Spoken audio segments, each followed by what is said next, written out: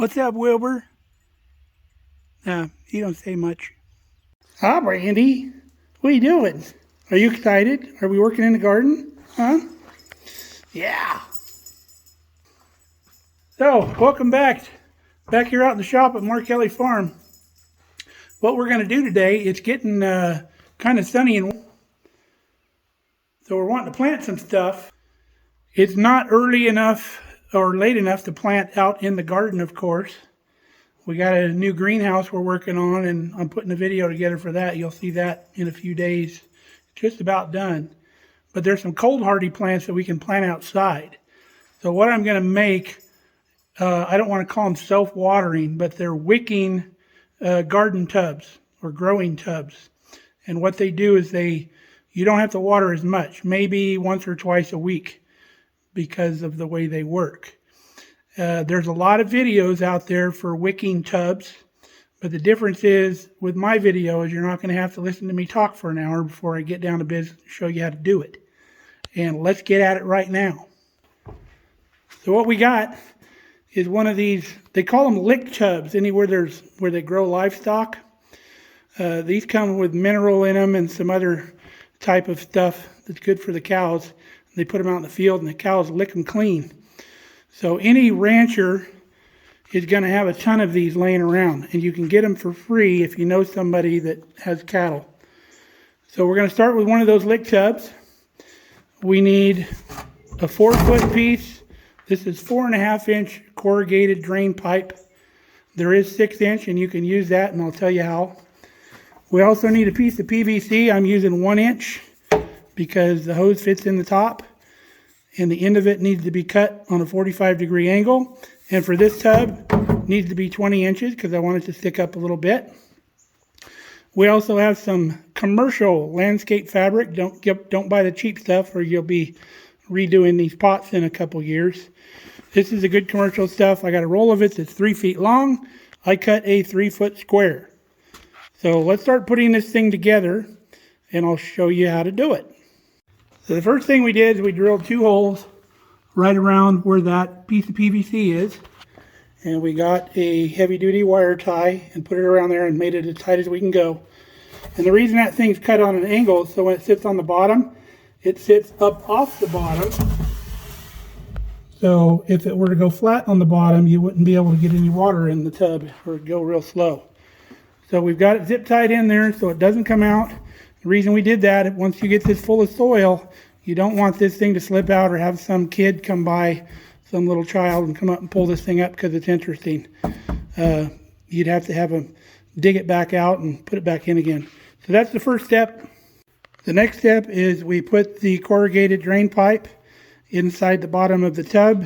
It fits in a nice circle all the way around the bottom. We cut it 48 inches for this tub. If you have a different size tub, you'll just have to work it out and see which works better. Notice the PVC pipe is in the opening down here between the ends of the 2 pipe. We've already drilled a hole. This is a drain hole at 3.5 inches up from the bottom.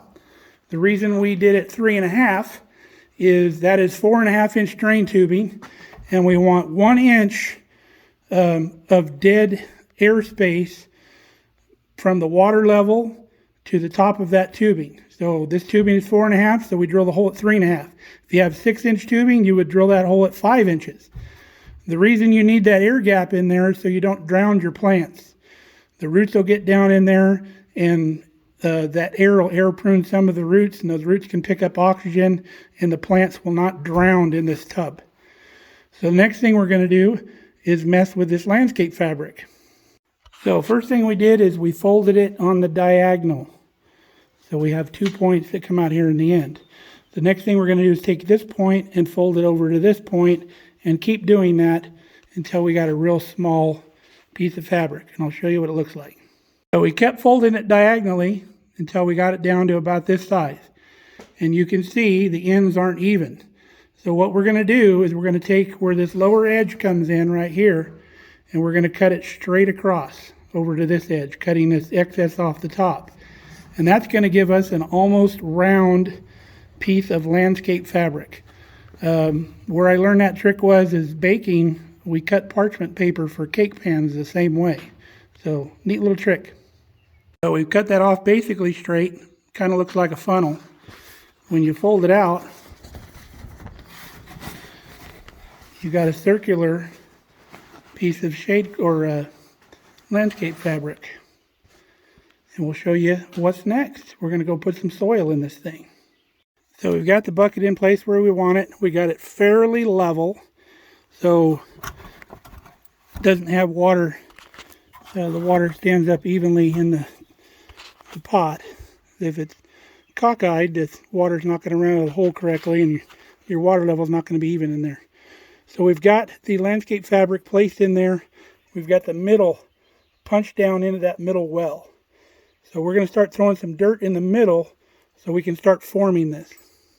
So you can see we have soil down in that middle well that goes all the way to the bottom of the bucket. And that soil going clear to the bottom is what allows the water to wick up through the rest of the barrel. You can see over here, there's no soil below this. And that's what this landscape cloth is all about.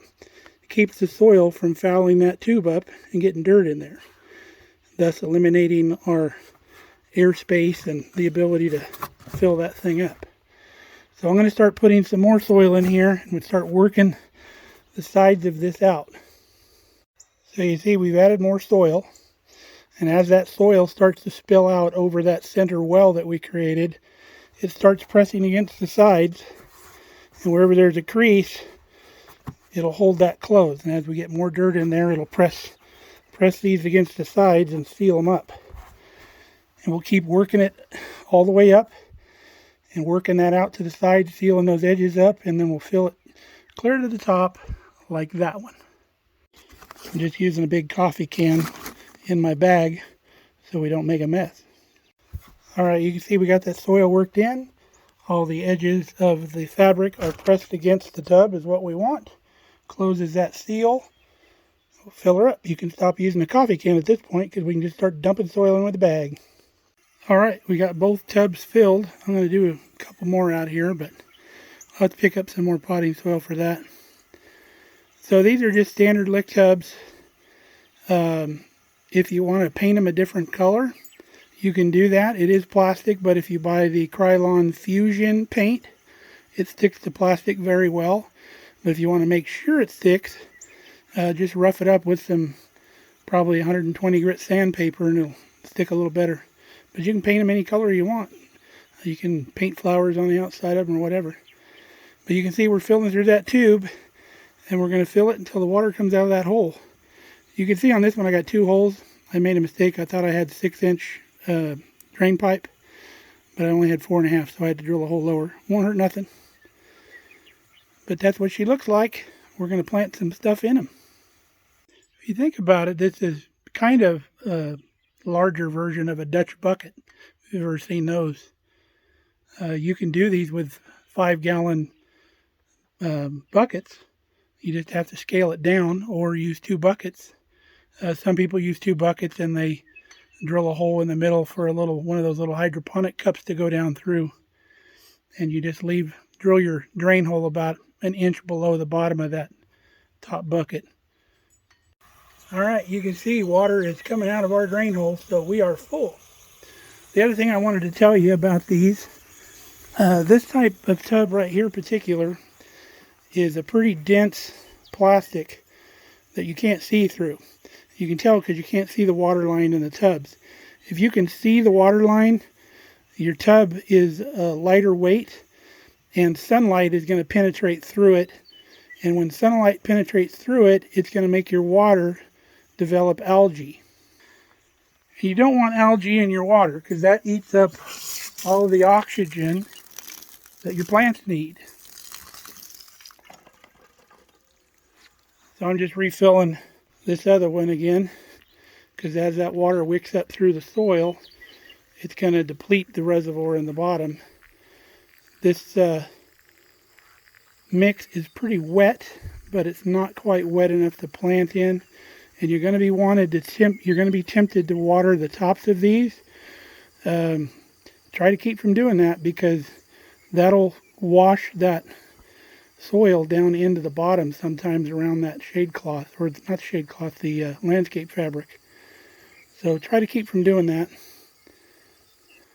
So it's a cool idea, and like I said, it's all over the internet, but I tried to do a real good how-to video that was short and sweet and to the point, and I think that's what we did. So hope this works out for you. We'll talk to you later. We'll get that greenhouse done, and we'll do the video on that. Till then, stay safe, stay healthy.